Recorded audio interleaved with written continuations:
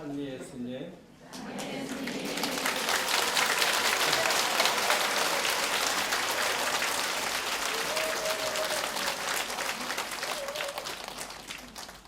지난 주에는 예수님이 메시아로 오셨는데 이분을 메시아로 받아들이기 위해서는 우리가 발끝부터 머리끝까지 새로 나야 한다는 말씀을 드리다가 시간 때문에 중도에서 끝났습니다. 새로 태어나야 된다. 특히 무엇 때문에 그들이 걸려 넘어졌죠? 유다인들이? 십자가 때문에. 지상 왕국이 아니라 너무도 무력하게 저분이 처형당하시는 것을 보고는 절대로 아니다라고 했는데 결국은 십자가를 통해서 그분이 메시아시다라는 것을 완성해 주시는데 그것은 이제 말씀드리면서 나중에 또 설명해 드리도록 하겠습니다. 그런데 여기서 여러분들은 물과 성령으로 새로 태어났죠? 예. 그럼 그 나라를 바라보고 계십니까? 예. 아닐 것 같은데. 아니요, 이게 우리가 새로 태어났어도요, 나날이 다시 태어나야 합니다. 다시 태어나려면 어떻게 하면 되죠? 아니요. 우리가 정말 다시 태어나려면 내가 죽어야 돼. 뭘 죽여야 될까 우리는? 그렇지, 우리 자존심을 죽여야 돼. 그러면 그 나라를 여기서 바라볼 수 있어요. 작은 예지만 제가 본당 신부로 있을 때 어떤 수녀님하고 사이가 안 좋았습니다. 제가 일부러 기도도 함께 하고 잘 해드리려고 했는데 성격 탓인지 부담이 될 때가 많았습니다.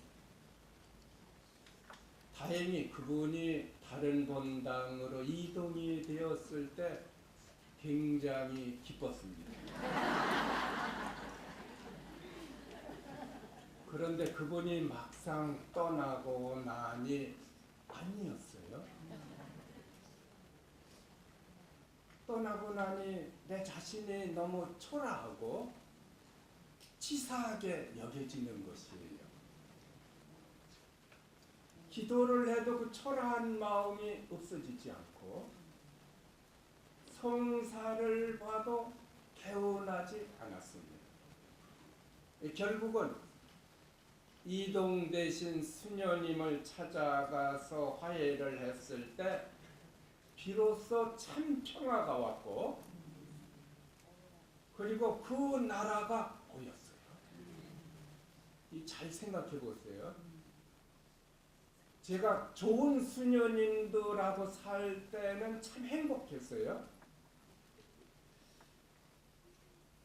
미웠던 좋은 수녀님들하고 살 때는 행복했는데 이걸 가만 보면 땅의 기쁨이었어요. 땅의 기쁨. 근데 미웠던 수녀님하고 고생하며 살다가 가니까 속이 시원한 것도 땅의 기쁨인데 이게 걸리는 거예요. 그러나 자존심 죽이고 그 수녀님을 찾아가서 용서를 청하고 화해했을 때는 이건 땅의 기쁨이 아니에요. 무슨 기쁨이요?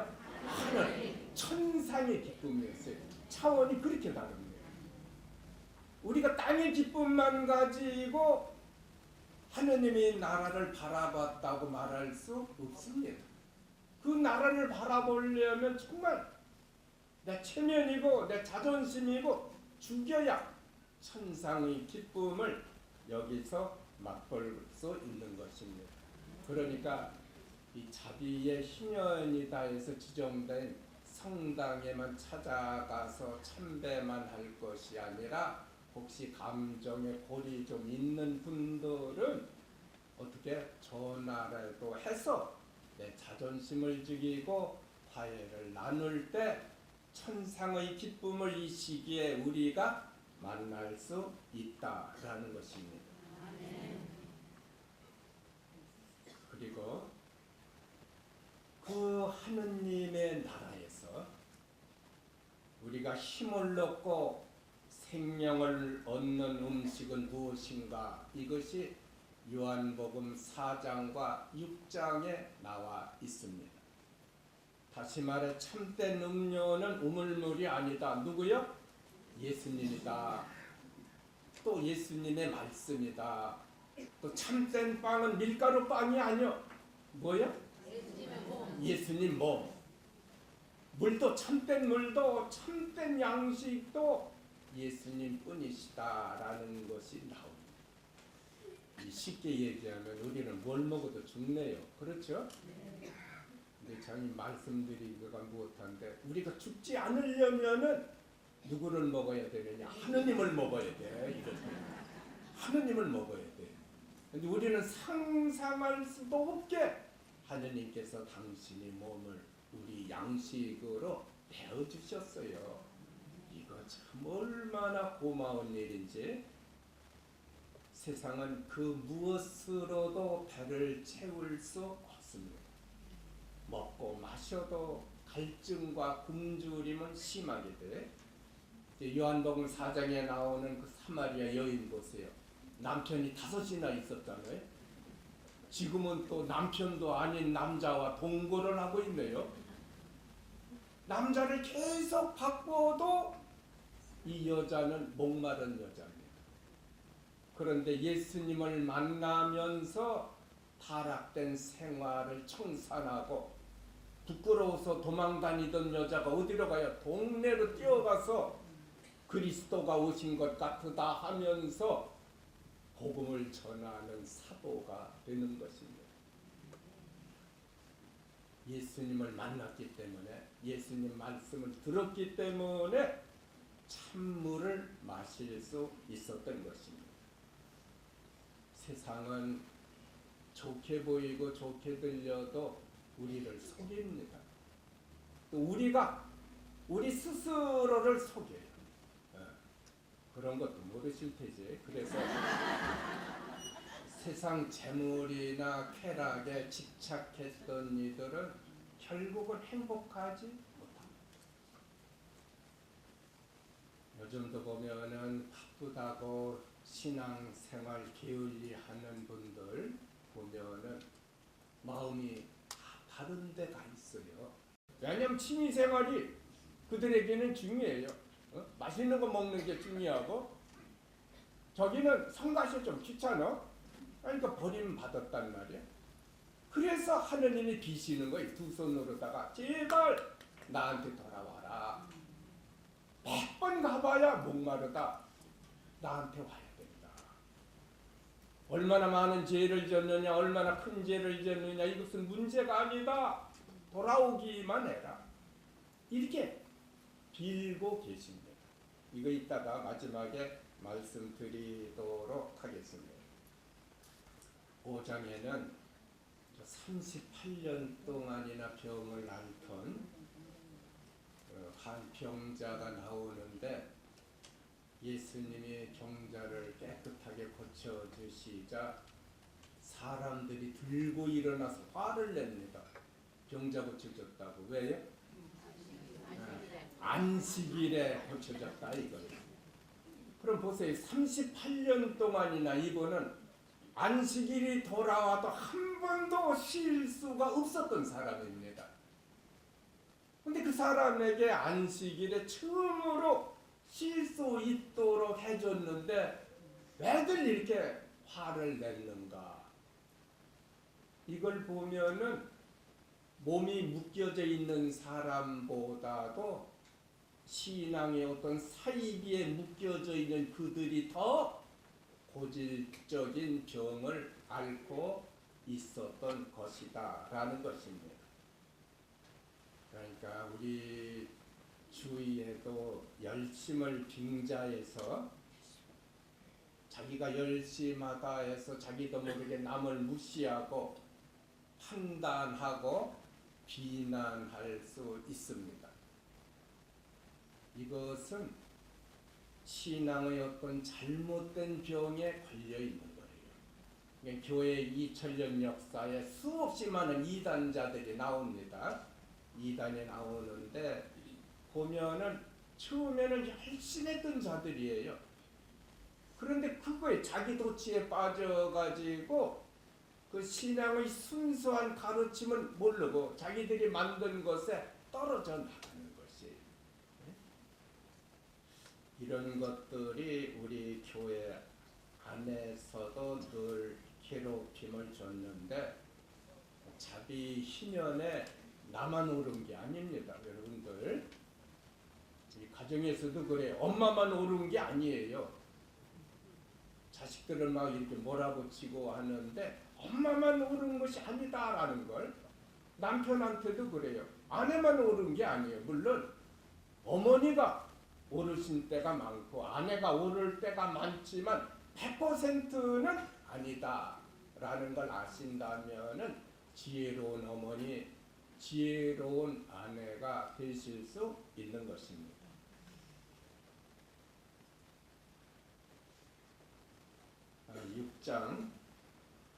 6장에서는 생명의 빵에 대한 말씀이 나오는데 이건 아주 중요합니다.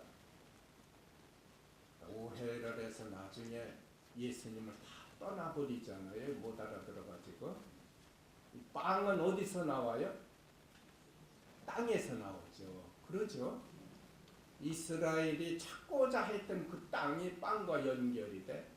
빵은 또 뭐와 연결이 돼? 우리 생명과 연결이 되는 것입니다. 유대인들은 배가 고팠습니다. 그래서 메시아가 오면 첫째로 굶주린 배를 채워줘야 합니다.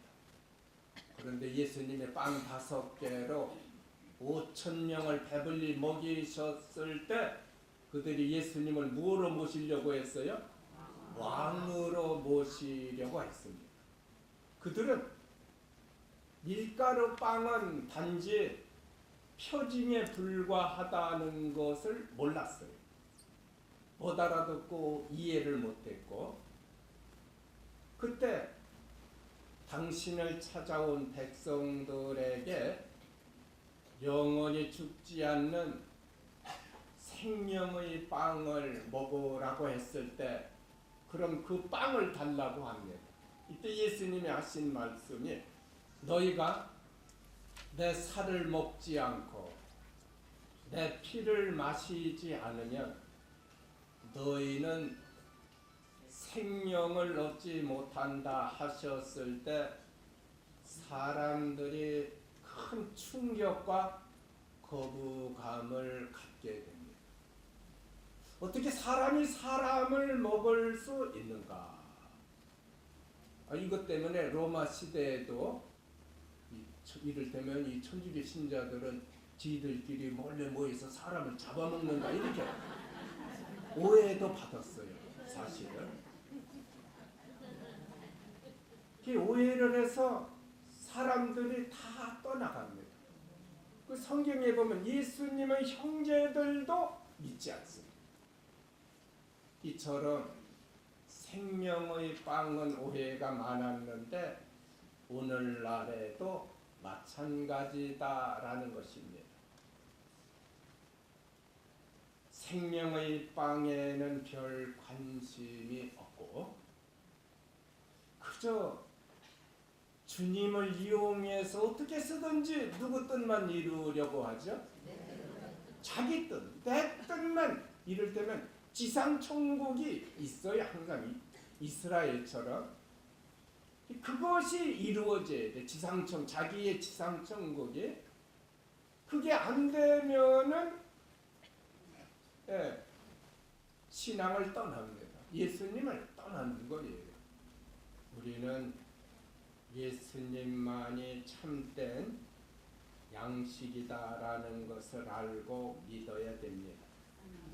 이건 억만금을 주고도 살 수 없는 것이에요.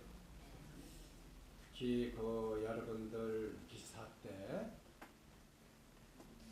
파우스티나 성녀에게 하신 말씀을 보면은 예수님이 이렇게 하셔요. 수도자들이 영성체할 때 습관적으로 하는 것은 내게 큰 고통이 된다. 이게 수도자들이 참된 신심, 참된 사랑이 없다는 것입니다. 사랑하는 예수님을 모시면 벅찬 감격, 뜨거운 감동이 있어야 되는데 전혀 그 기쁨이 없는 거예요. 그러니까 다른 음식과 조금 더 다른 것이 없어요. 커피 한 잔만도 못한 거예요. 예수님 모실 때 그 기쁨이라는 것이.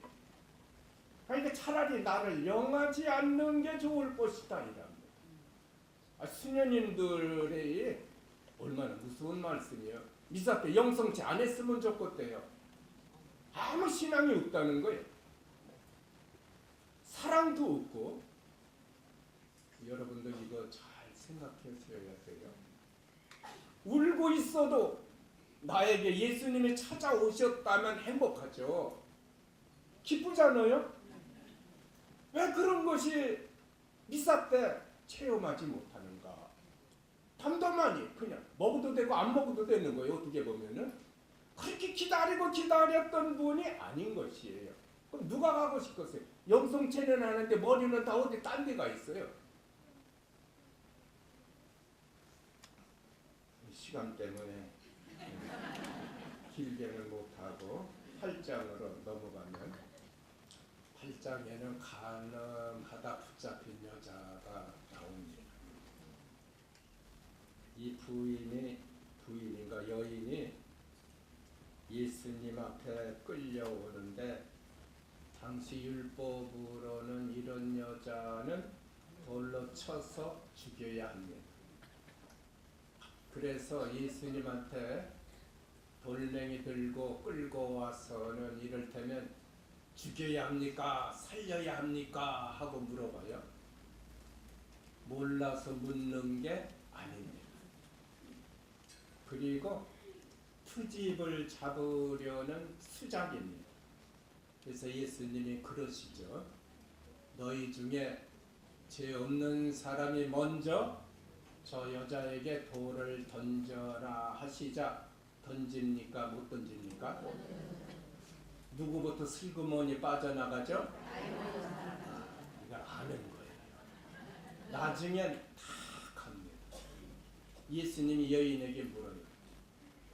다 어디 갔느냐? 돌멩이 들고 너를 치러 왔던 자들이 어디 갔느냐? 다 없습니다. 갔습니다. 그러자 예수님이 뭐라고 하셔요?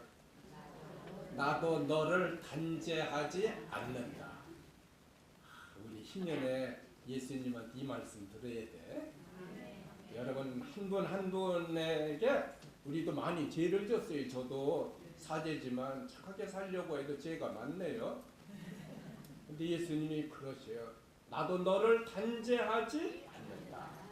그런데 예수님이 또 뭐라고 하세요? 가거라. 그리고 다시는 죄 짓지 마라. 죄 안 지려고 해도 또 집니다. 그때는 두려워하지 말고 고해서에 가서 성사 보면 됩니다. 여기서 참 예수님이 멋진 분인데 죽을 수밖에 없는 여자를 살려주잖아요. 근데 이게 또 중요해요. 이 돌멩이 들었던 놈들, 이놈들은 돌처럼 딱딱한 양심을 가지고 있었어요. 그렇죠? 간음에다 들켰다면 왜 여자만 있어요? 여자가 혼자 간음하나요?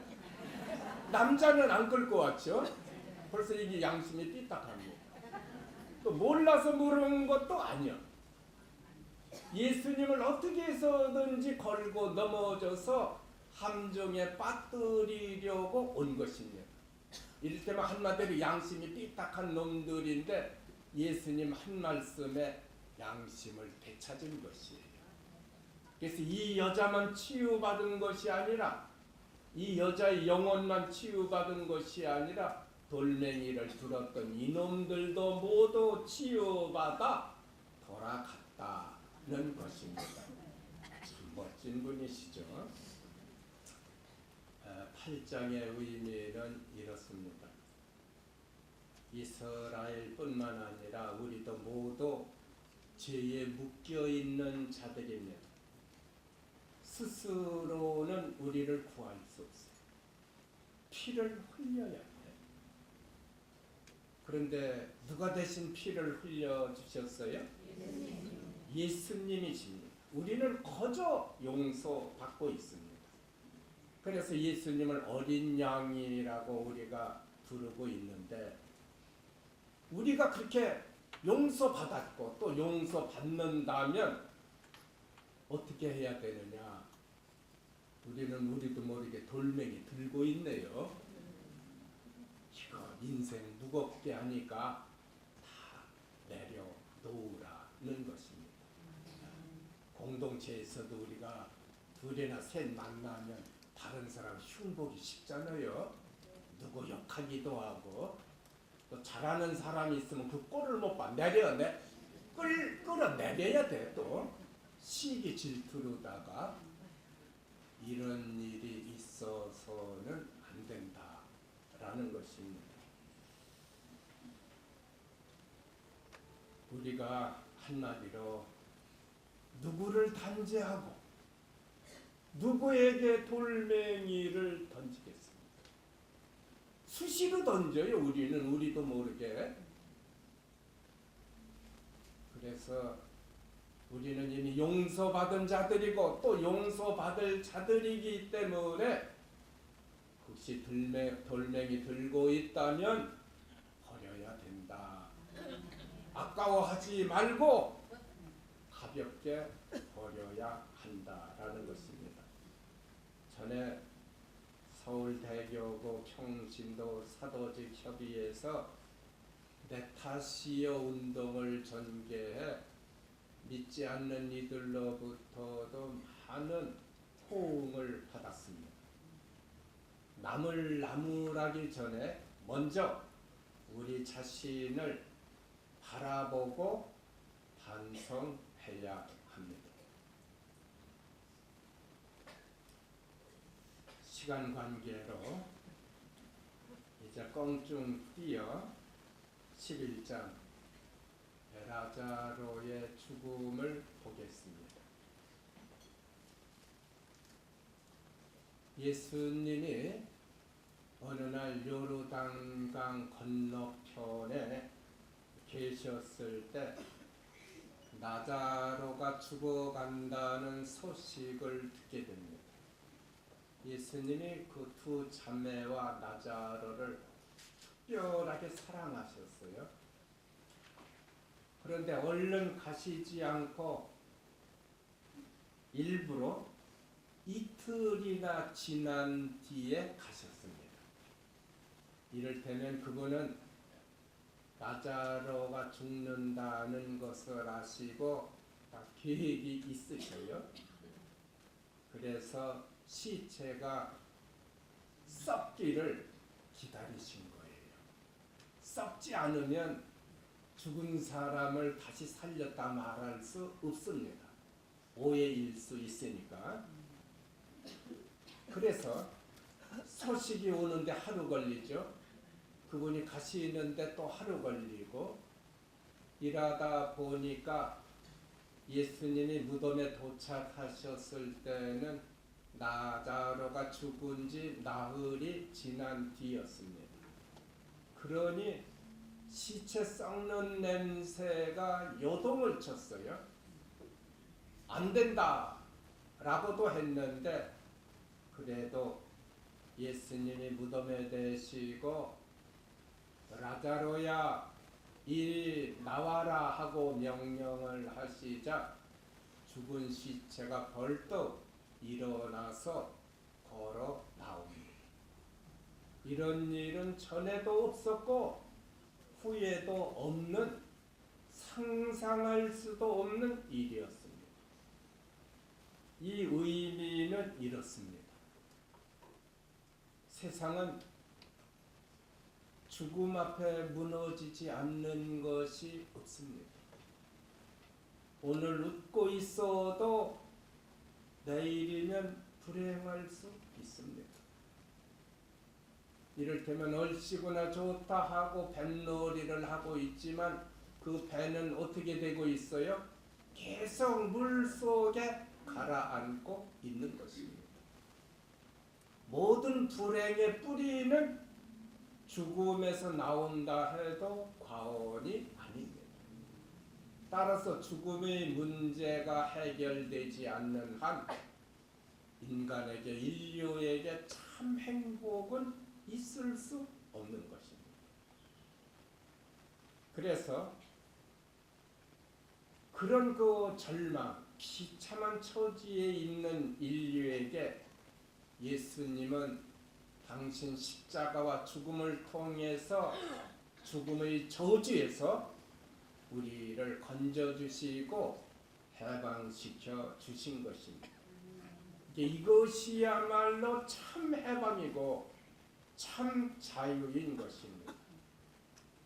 그러니까 죽음이 이게 이제 죽음이라고 해봐요. 저주. 예수님이 이 저주 속으로 들어가셔요. 그러니까 저주가 어떻게 돼요? 와장창 깨지는 거예요. 그러니까 바오로가 그러죠. 뭐라고 해? 죽음아 내 승리는 어디 있느냐? 죽음아 내 독침은 어디 있느냐? 그 독침으로 사람을 저주에 빠뜨려서 괴롭히고 늘 죽음이 승리를 했는데 예수님이 죽음 속으로 들어가시자 그게 승리고 저주고 다 깨지는 거예요. 또 우리도 그 깨진 것을 봤을 때 죽음이 뭐가 돼? 은혜가 되는 것입니다. 아, 이제버리 그 죽음 고 바로 죽음이라는 문을 열자 천당의 세계가 장엄하게 펼쳐지는 것입니다. 또 예수님이 오시기 전에는 십자가는 저주였잖아요. 지금도 쉽게 얘기하면 전생에 죄가 많아서 그래, 팔자가 사나워서 그래, 그렇게 쉽게 얘기를 하잖아요. 그런데 예수님이 십자가를 짊어지시자, 그때까지는 저주였는데 십자가를 짊어지시자 예수님이 십자가의 저주를 몽땅 빼가지고 가셨단 말이에요. 그러니까 십자가는 저주가 아니라 뭐가 돼? 은혜가 되는 거예요. 은총이 되고 축복이 되는 것입니다. 그러니까 십자가를 짊어졌을 때 옛날에는 죄가 많아서 벌받고 있다라는 고통이 2배로 컸는데 지금은 뭐야? 십자가를 짊어졌다는 것이 그리스도를 따라갈 수 있는 제일 좋은 길이 되니까 은혜가 되고 축복이 되고 영광이 되는 것입니다. 그래서 바오로가 참 예수님을 한 번도 뵌 적은 없으면서도 누구보다 예수님을 더 많이 알고 체험하고 특히 성령을 이렇게 체험합니다. 고린도 1서 2장에 보면은 공동 번역으로 하면 눈으로 본 적이 없고 귀로 들은 적이 없어. 아무도 상상조차 할 수 없는 일을 하느님께서는 당신을 사랑하는 사람을 위하여 마련해 주셨다라고 했는데 이게 천지 창조 이전부터 하느님이 몰래 숨겨 놓으셨던 그분의 지혜였습니다. 누가 십자가로 우리를 구해주리라 상상이나 했겠어요? 이건 마귀도 몰랐습니다. 만일에 마귀가 알았더라면 예수님은 십자가에 매달지 않았습니다. 이처럼 죽음과 십자가의 저주에서 우리를 구하셔서 참 해방과 자유를 주신 예수님이야말로 참 메시아요 참된 구세주시다라는 것입니다.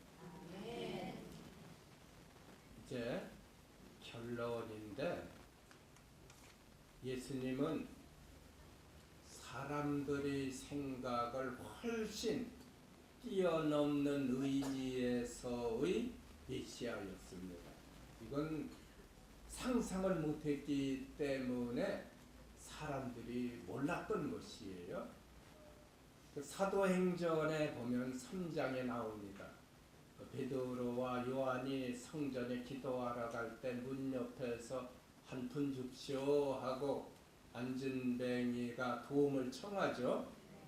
이때 안진뱅이가 원한 건 뭐예요? 우리 돈으로 치면 잘해야 얼마일까요? 1,000원입니다. 기껏해야 1,000원인데 예수님의 이름을 통해서 그 안진뱅이가 얻었던 선물은 뭡니까? 억만금을 주고도 고칠 수 없는 병을 고치게 되는 거예요. 다시는 구걸하지 않아도 됩니다. 이거 돈으로도 안 되고 권력으로도 안 되고 의술로도 안 되는 거예요. 이를테면 이스라엘이 메시아를 통해서 원했던 것은 빵이었습니다. 무슨 빵? 밀가루 빵. 오늘 배불리 먹어도 내일이면 배고파요.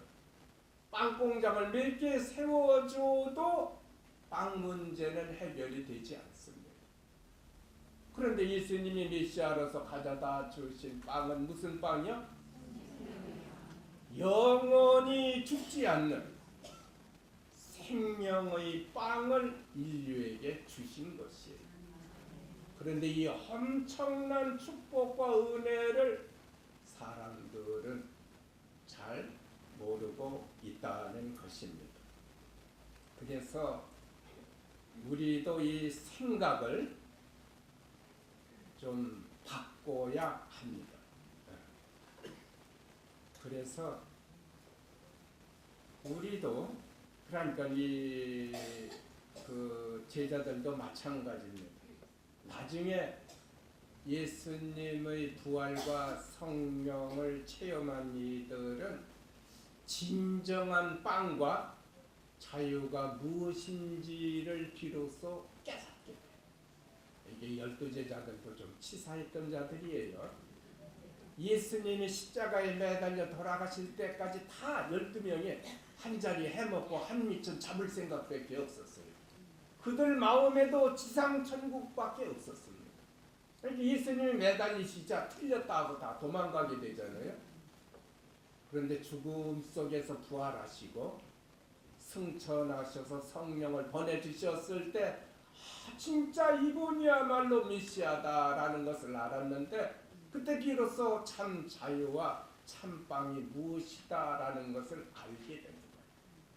그러니까 여러분들도 그 깨닫는 근본적으로 지상왕국이 아니라 내 뜻이 아니라 내 뜻도 물론 좋지만 아버지께서 무엇을 원하시고 아버지께서 어떤 계획을 나한테 가지고 계신지 그걸 좀 알고 실천한다면 얼마나 큰 축복이고 영광이 되겠느냐라는 것입니다.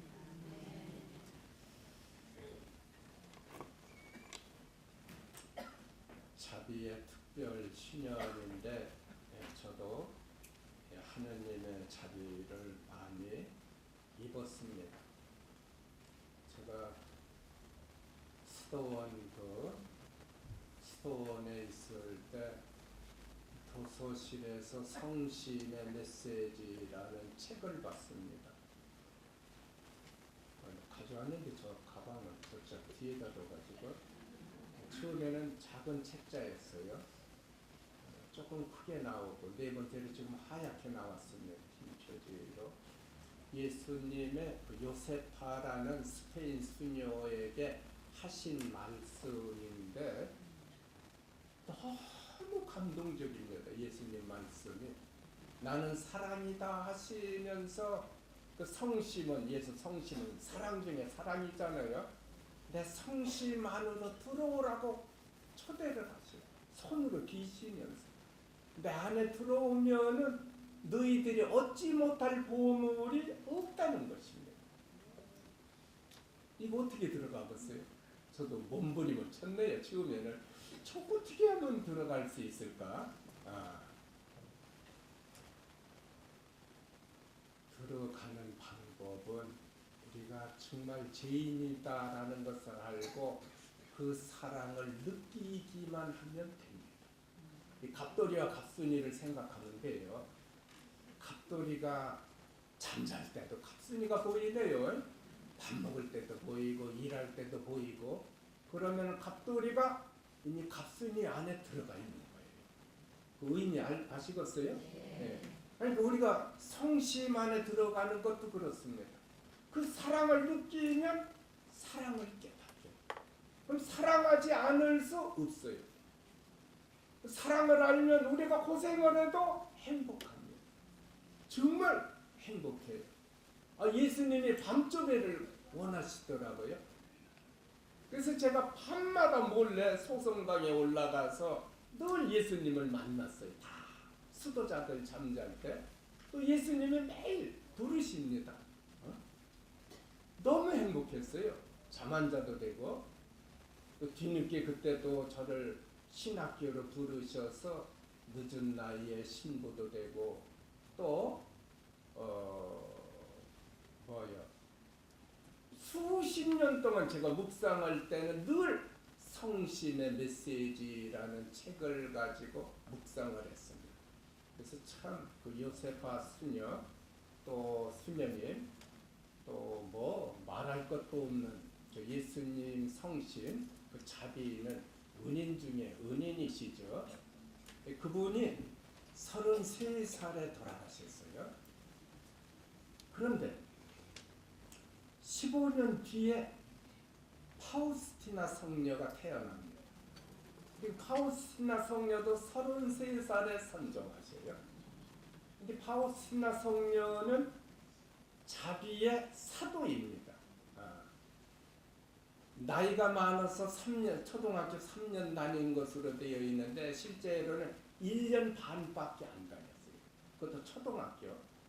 근데 지도신부님 일기를 쓰라 해서 일기를 썼는데 박사 중에 박사입니다. 신비 체험이 아주 많아서 수준이 높아요. 그래서 저 개인적으로는 언제고 이분이 교회 박사가 된다. 지금은 학자라고 하는데 지금 여자가 3분 있어요.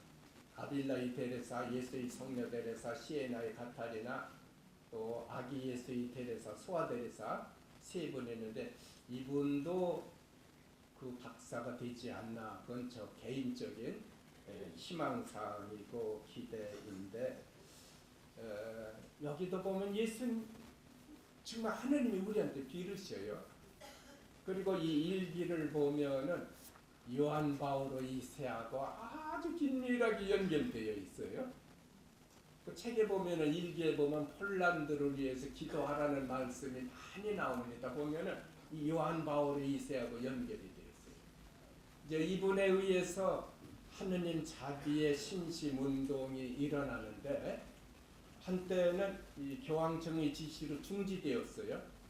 그런데 이 수녀의 성덕이 뛰어나서 조사를 좀 해봐라 했을 때 그 담당 주교가 그 카롤 보이티아였어요. 대주교, 폴란드 크라크프 대주교. 그래서 이분이 몇 년 동안 조사를 했는데 하자가 없었어요. 그래서 교황청에 보고를 합니다. 이 수녀 안호가 하자가 없고 훌륭하다. 보고를 했는데 그 몇 달 뒤에 보고한 몇 달 뒤에 카롤 보이티아가 요한 바오로 그 교황으로 당선돼요. 그래서 요한 바오로 2세가 됩니다. 그리고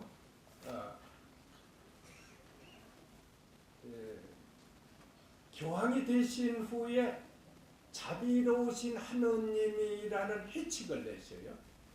이건 아무도 예상하지 못했던 주제입니다. 이게 서로 두 분이 만난 일은 없어요. 그런데 아주 긴밀하게 연결되어 있어요. 같은 폴란드 분이잖아요. 그 수녀님에게 자비 주기를 만들어라. 하느님 자비상을 그려서 그 상본을 동경하라 했는데 1990년 부활 이제 자비 주기를 부활 제2주일로 삼으라고 그랬어요. 1990년 부활 제2주일에 파우스티나가 복녀로 시복되고 2000년 부활 제2주일에는 성녀로 시성이 되고 그리고 그날 부활 제2주일이 하느님 자비의 축일로 지정이 됩니다. 그리고 예수님이 말씀하셔요. 성금요일부터 시작해서 9일 기도를 해. 자비 기도만 바치면 됩니다. 예수님의 순환을 보시고 저희와 온 세상에 자비를 베푸소서 있죠. 묵주기도는 아니지만 묵주기도처럼 10번씩 5단을 바치는 것인데 부활 성금요일부터 부활 제2주일까지 9일 기도를 바치는 이에게는 세일의 때 받았던 은혜, 모든 죄와 벌을 다 용서받잖아요. 그 은혜를 주시겠다. 왜 이렇게까지 하시는 거 아니? 하느님이 비시는 거예요. 우리에게 제발 좀 내 자비 안으로 들어오라고. 또 이 해칙에 보면은 우리 프란치스코 교황님도 이 파우스티나 코발스카 성녀를 지적하셨어요. 기억하지 않을 수 없다 하면서 그 영향을 받으신 것입니다. 그러니까 교황님을 통해서 또 이 시대에 많은 그 고통받는 이들이 하느님의 자리로 들어오기를 아주 간절하게 염원하신다는 것입니다. 우리 교황님 참 멋진 분이죠. 저는 미남이라고 생각은 안 했었는데 재미있게는 생기셨어요. 제가 볼 때. 진짜 하느님이 어떻게 저렇게 놀라운 분을 또 선택하셨는가? 정말 우리 교회가 많이 바꿀 수 없는 것이 바꿔지고 있어요. 많은 저항도 있습니다. 왜냐하면 보수층도 있잖아요.